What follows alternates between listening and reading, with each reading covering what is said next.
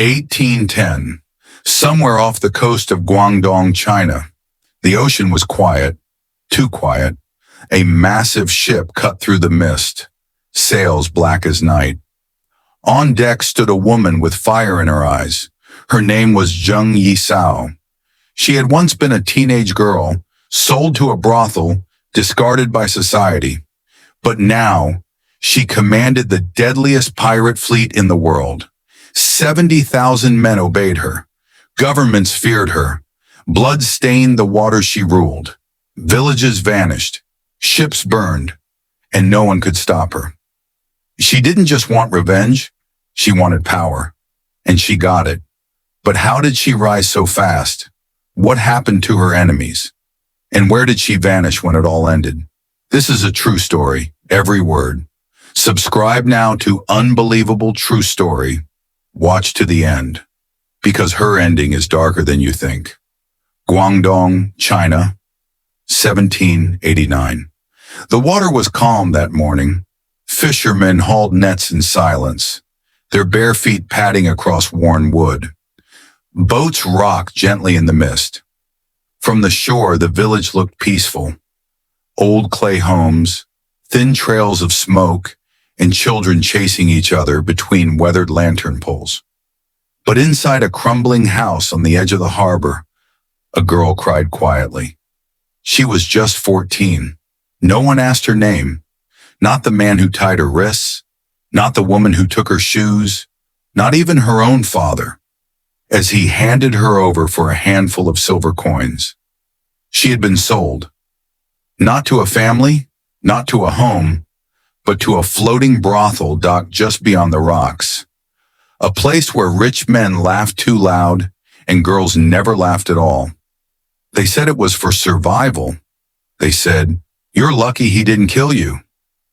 They said, "Girls like you don't live long." The brothel ship. It was called a flower boat, but it wasn't full of flowers. It was full of secrets and screams. The ship never sailed. It just sat, tethered to the shore like a wound that wouldn't heal. By day it looked quiet, almost beautiful. Painted railings, delicate curtains, incense burned at the bow. But when night came, the lights turned red, the drums began, and one by one men came aboard. That's where she learned silence, where she learned to listen, where she learned that men with power had soft throats and loud mouths. They beat her, starved her. But she never screamed, not once. She watched them. She watched how money moved, how secrets slipped between lips with wine, how important men from the empire said things they shouldn't say when they thought no one was listening.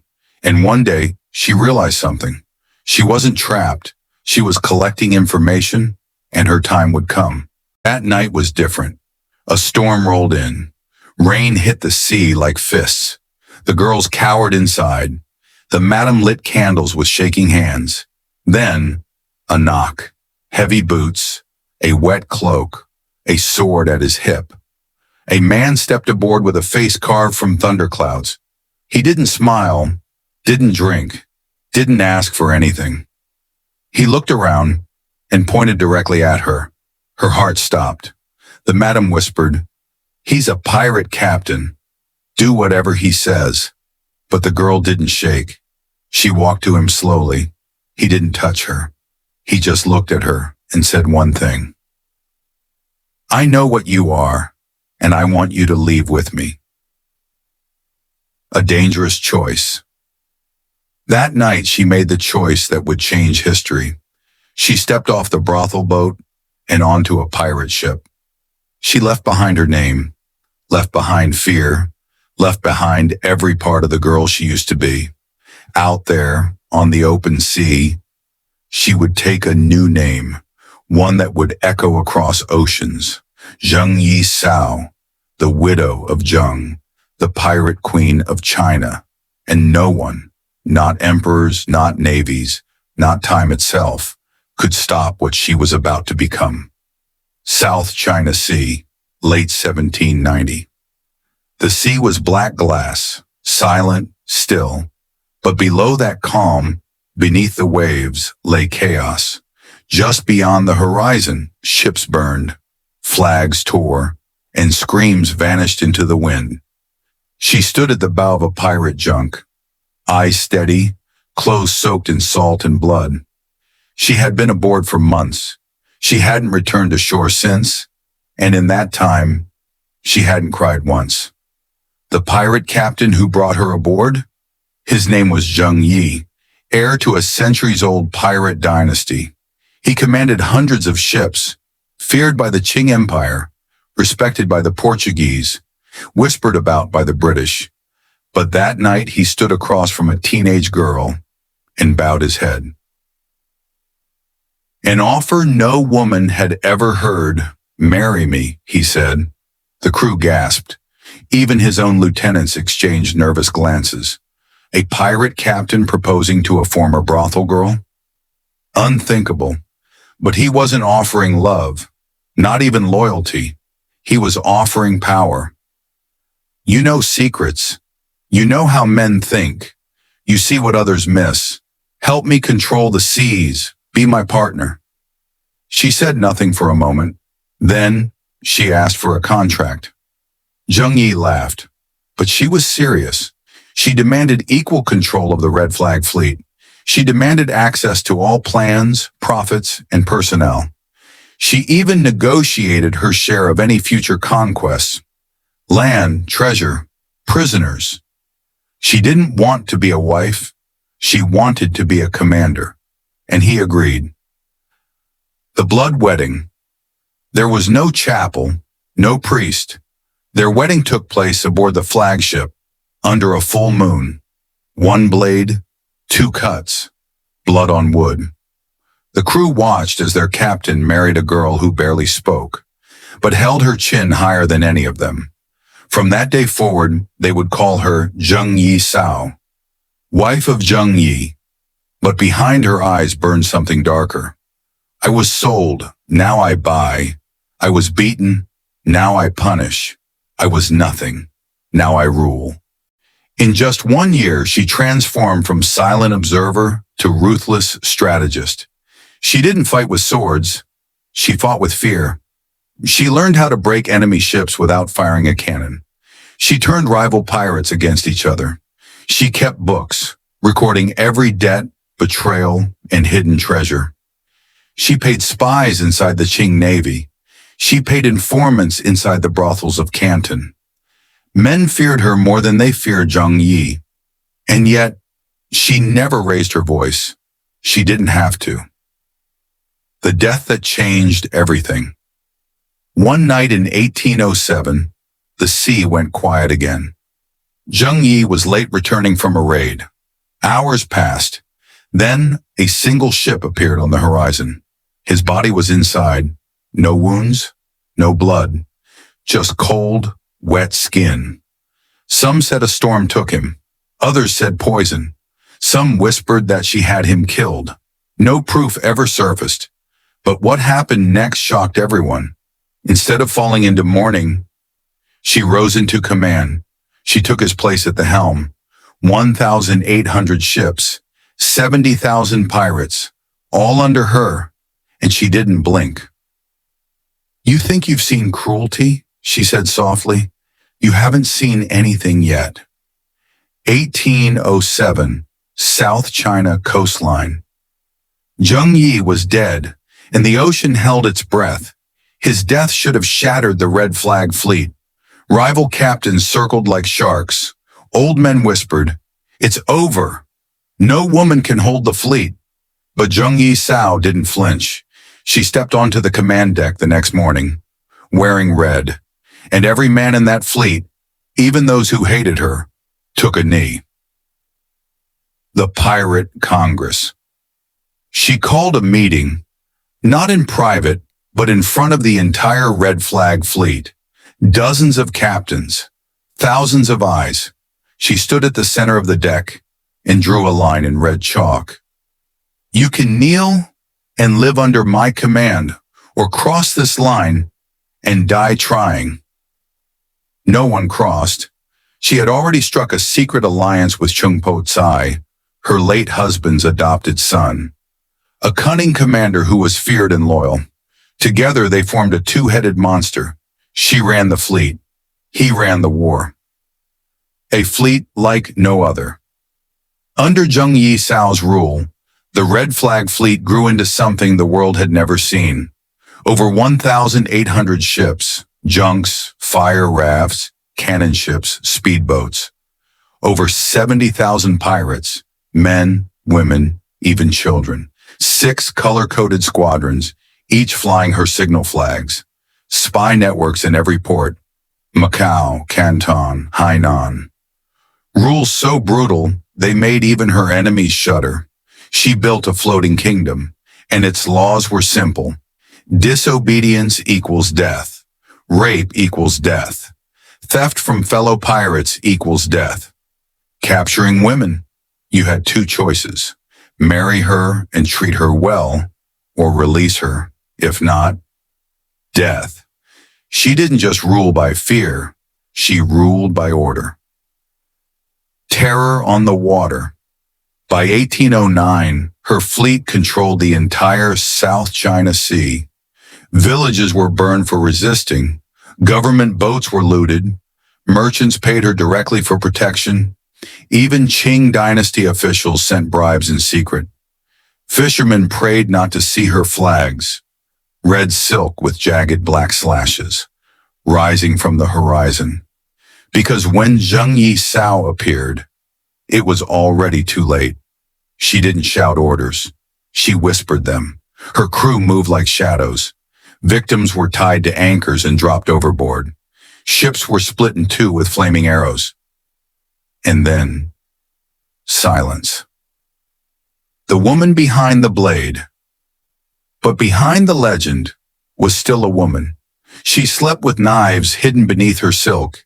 She trusted no one, not even Chung Po Tsai. She never drank, never smiled, only ever watched, calculated. She wasn't just a pirate. She was a queen without a throne, and the throne was the sea. The Chinese Empire knew her name. So did the Portuguese. So did the British. And every one of them was terrified. Zheng Yi Sao didn't inherit power. She took it, and she held it with a grip the world would never forget. South China coast, 1809. The Qing dynasty had reached its breaking point. Every port official was either dead, paid off, or missing. Taxes weren't being collected. Trade routes were frozen, and rumors spread like rot. The sea no longer belongs to the emperor. It belongs to her. Zheng Yi Sao had humiliated the greatest empire in Asia, and now the emperor wanted her erased. He called for a war, not just with weapons, but with alliances. An unholy alliance. They came from every direction. The Qing Imperial Navy, 300 ships, fueled by desperation. The Portuguese Armada, elite gunners with European cannons. The British Navy, stationed in Hong Kong, ready to protect their opium trade. Chinese land militias, recruited from every coastal province. 4 flags. One goal, crush the pirate queen. For the first time in Chinese history, enemies stood side by side, united by fear of one woman. But she didn't run. She smiled. The ambush that failed.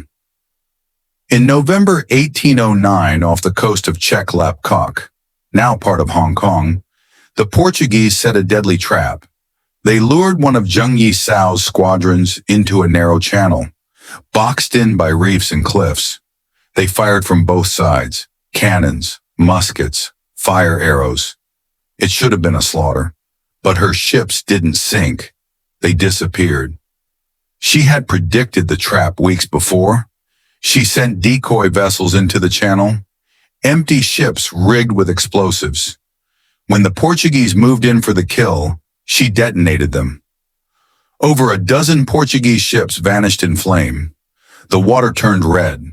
Survivors said they heard no battle cries, just silence. The siege of Lantau Island. The Qing Navy pushed harder. They launched a full siege on Lantau Island, where Zheng Yi Sao had stationed one of her supply bases. They surrounded the coast for 5 days, blocking food, water, and escape. But on the 6th night, the fog rolled in, and when the sun rose, the Qing navy was gone, burned, scattered. Their own cannons had been turned inward, sabotaged by spies she had paid years earlier. Not a single pirate was captured. The government couldn't admit it, but they had lost. The turning tide. By early 1810, the empire was out of options. Zheng Yi Sao had never been defeated. She had outmaneuvered armies, bribed governors, and buried fleets. But in secret, she knew something the world didn't. The empire might fall, but the sea would devour them both. She wasn't fighting to win anymore. She was planning her exit. Even the greatest storms run out of rain, and Zheng Yi Sao was ready to disappear before the thunder stopped. Spring 1810. Guangdong Province. The Red Flag Fleet was still undefeated, but the winds were changing. Zheng Yi Sao stood at the edge of her flagship, her hands folded behind her back. The sea that once bent to her will now whispered something else. Too many battles, too many eyes, too many knives hidden behind smiles. The Qing dynasty was losing, yes, but empires never forget humiliation. And now they wanted more than victory. They wanted revenge. The offer. A single envoy rode out from the coast under a white flag. He brought no weapons, only paper. The message was from the Governor-General of Guangdong, the emperor's mouthpiece. You will surrender, you will bow, and maybe we will let you live. Her crew wanted war. They screamed for blood, but she raised her hand, and they fell silent, because Zheng Yi Sao saw what they couldn't. You fight dogs long enough, you become one.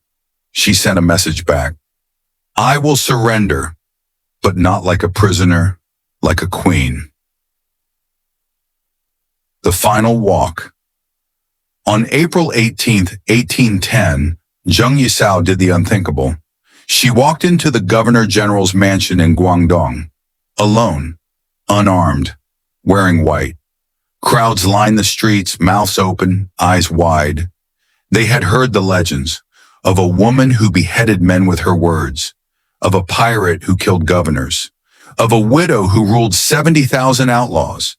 And now she walked among them, calm, proud, still dangerous. Inside, she made her terms, her demands. She didn't beg, she negotiated. 1. She would surrender her entire fleet. 2.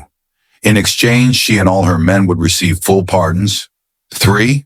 No torture, no executions, no prison. 4th, her second in command, Chung Po Tsai, would be made a naval officer. 5. She would keep all her personal wealth. The Governor-General laughed. Then he read her body language, her eyes still unblinking. He remembered how many of his ships were still rotting on the ocean floor, and he agreed. No one died that day. A pirate queen walked out of government custody with more than her life. She walked out with her name untouched. She retired, quietly, privately, bought a gambling house in Guangzhou, married Chung Po Tsai, raised a son, lived until the age of 69, a miracle in a time when few women reach 40. She was never arrested, never betrayed, never captured. To this day, Zheng Yi Sao remains one of the only undefeated pirate commanders in world history. And when she died, there were no gunshots, no screams, only silence, as if the sea itself had bowed. She died without warning, no final war, no grand betrayal, no storm on the sea, just silence. In a quiet room above her gambling house, Zheng Yi Sao closed her eyes at age 69 and never opened them again. No pirate queen, no criminal, just an old woman. But outside, the streets froze, because even in death, her name still stirred fear. Her body was carried through the city by candlelight. No government ceremony, no gravestone with a crown, just whispers. She ruled the South China Sea. She made emperors kneel. She vanished without punishment. To this day, no one knows where she is buried. Some say her ashes were scattered across the Pearl River. Others say her followers buried her deep inside a coastal cave, guarded by tides and curses. But the truth? She became a ghost of the sea. The numbers no one can deny: over 1,800 ships under her command, over 70,000 pirates who called her leader, fought multiple world powers, and won. Retired with full pardon and kept her wealth. She didn't just survive. She beat the system that crushed millions. And she did it all as a former sex worker, a widow, a woman, in a time when women weren't allowed to speak, let alone rule. Modern China rarely mentions her. Textbooks call her a criminal. Historians reduce her to footnotes, but sailors still talk. Fishermen off the coast of Guangdong say they've seen a red flag rise from the mist, with no ship beneath it. Tourists in Macau hear voices echoing from sea caves, whispering in old Cantonese. Divers have reported rusted anchors tangled in red silk, deep beneath the water. She's still out there, some say, watching, waiting. Not a ghost, a warning. Her story isn't just about blood, it's about power, about what happens when someone the world tried to erase refuses to vanish. And today the ocean still holds her secrets. If you listen closely on the right night, in the right place, you might still hear her voice, quiet, calm, and cold. This sea was mine. Have you heard this story before? What would you have done? Surrender to an empire, or go down with your ship? If you're drawn to real stories that stay with you, subscribe now to Unbelievable True Story, because every week we reveal the darkest truths hidden in plain sight. Watch the next story on your screen, or dive into our full playlist of real mysteries and crimes. The next one might be even more unbelievable.